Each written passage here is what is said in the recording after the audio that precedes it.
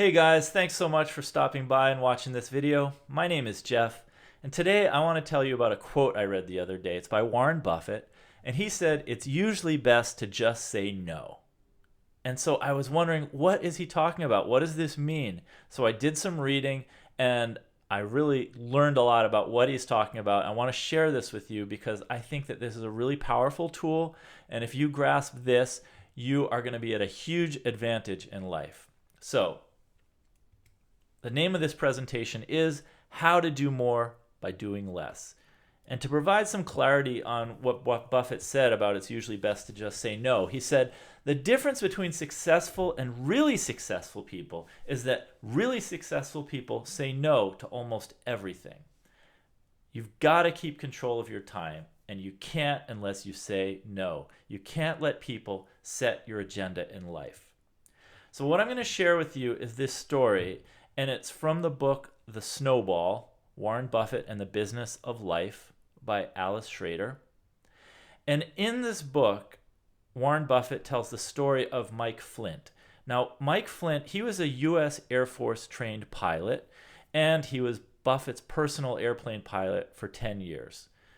And Mike Flint's also flown 4 U.S. presidents, so I think we can safely say that he's really good at flying.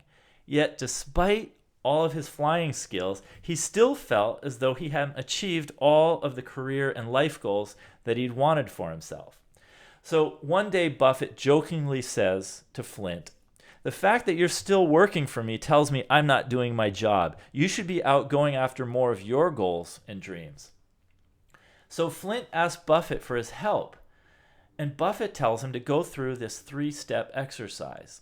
Now, I'm going to go through this 3-step exercise slowly for you. So if you want to do this and you want to follow along, all you'll need is a pen and a piece of paper, and then you can follow along at home.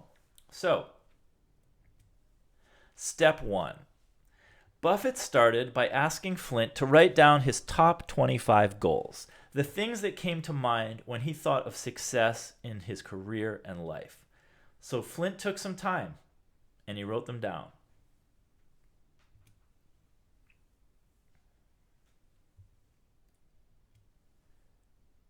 Then, step 2, Buffett asked Flint to review his list and circle the top 5 goals, the things that were most important to him and that he wanted more than anything else in the world.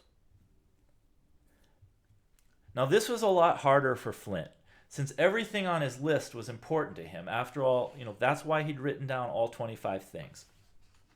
But Warren insisted that he could only pick 5.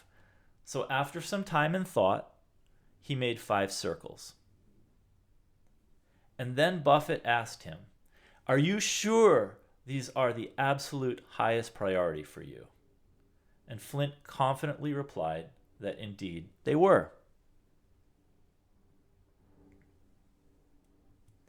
Step 3. At this point, Flint had 2 lists. He had the 5 items that he'd circled, and that was one list, and then the other 20 items were on the other. Now Warren asked Flint when he planned to get to work on those top 5 goals and what his approach would be. Flint explained, "Warren, these are the most important things in my life right now. I'm going to get to work on them right away. I'll start tomorrow. Actually, no, I'll start tonight." So Flint went on to explain his plan, who he would enlist to help him, when he expected to complete each item, etc. And that's when Buffett asked him about the second list. "And what are you going to do about the 20 things on your list that you didn't circle? What's your plan for completing those?" And Flint said, "Well, the top 5 are my primary focus, but the other 20 come in at a close second, so they're still important, and I'll work on those intermittently as I see fit and as I'm getting through my top 5. They aren't as urgent, but I still plan to give them a dedicated effort." To which Buffett replied, "No, you've got it wrong, Mike. Everything you didn't circle just became your avoid at all costs list. No matter what, these things get no attention from you until you've succeeded at your top 5. So just to recap, step 1 is just to write down your top 25 life and career goals on a sheet of paper. Step 2 is to circle only your top 5 items. And step 3 is pursue only the top 5. And that's it. So this story is brilliant and unconventional because we have so many things in our lives that we want to do. I mean, who wouldn't want to succeed at 25 different things? But when you chase after 25 things at once, even if they're in the background and they're just on lists of things to do, a little bit later this week or next month, you run the risk of becoming a jack of all trades but a master of none. So in a way, you can say no to say yes, and you're able to get a lot more done in a much more concrete way. It takes things from the theoretical of what I'd really like to do to what I'm really gonna do. And that's why it's crucial for your success to eliminate all the extra details and tasks and chores and to-dos from life and just concentrate on the most important things that you want to accomplish.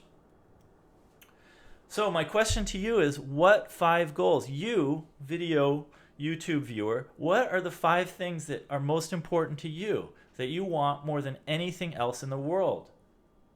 And I hope my one request to you is if you'll just go down to the comment section and make a list, 1, 2, 3, 4, 5, and just write down what you'd like to get accomplished. Let me know.